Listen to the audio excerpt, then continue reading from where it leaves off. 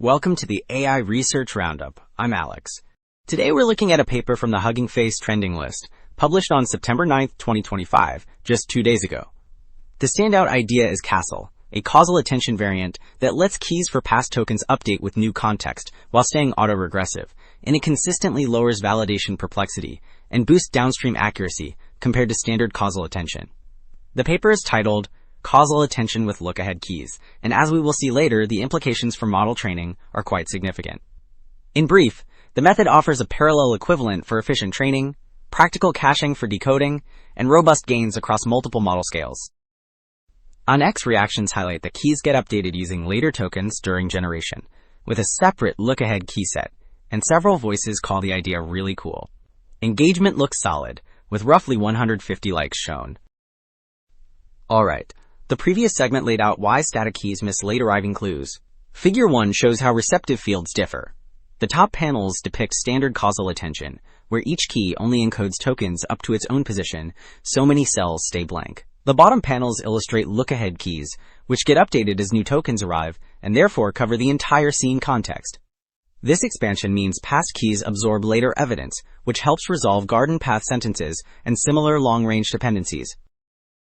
So the previous figure contrasted static and updated keys.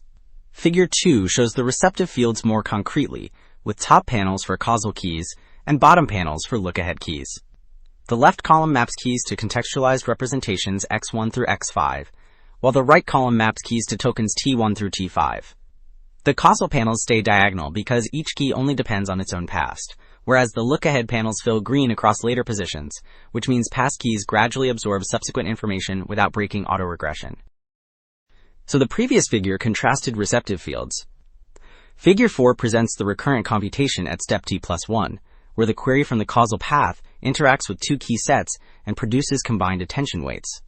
The top path forms lookahead keys using the blue and green projections, then scores them. The bottom path scores the causal keys. The scores subtract through the CILU gate, softmax produces weights, and those weights multiply the causal values to yield the output. Alright, the previous diagram outlined the gated scoring path. Table 1 summarizes train and evaluation losses and perplexities across 4 model sizes, and the numbers show consistent gains. The medium, large, and extra-large models post the biggest drops, with validation loss falling by about 0.025, 0.035, and 0.035 respectively, which also lowers perplexity. The small model improves too, though by a smaller margin, which suggests limited capacity reduces the benefit of lookahead keys. So the previous segment highlighted overall loss gains. Table 2 reports zero-shot accuracies across tasks and scales, and the pattern is consistent. The CASL variants edge out baselines on the average column at every size. The largest gains appear for medium and extra-large, which post higher scores on ARC Challenge, Bool Q, and OBQA, so the average rises to about 46.7 and 50.7 respectively. The improvements matter because they show that lower perplexity translates into better reasoning and common sense performance without prompts. Alright, 2 takeaways stand out. Evolving lookahead keys let past tokens absorb later evidence without breaking autoregression, and a parallel equivalent plus efficient caches make the method practical at scale. The consistent perplexity drops and accuracy gains suggest more reliable, long-range reasoning.